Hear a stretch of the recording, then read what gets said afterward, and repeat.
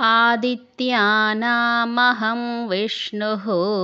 ज्योतिषां रविरंशुमान् मरीचिर्मरुतामस्मि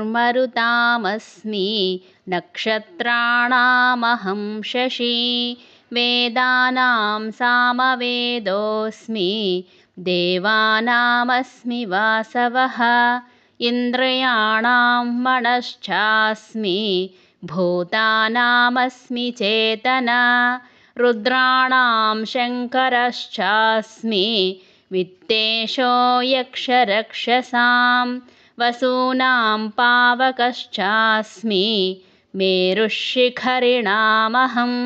पुरोधसां च मुख्यं मां विद्धि पार्थ बृहस्पतिं सेनानीनामहं स्कन्दः सरसामस्मि सागरः महर्षीणां भृगुरहं गिरामस्म्येकमक्षरं यज्ञानां जपयज्ञोऽस्मि स्थावराणां हिमालयः।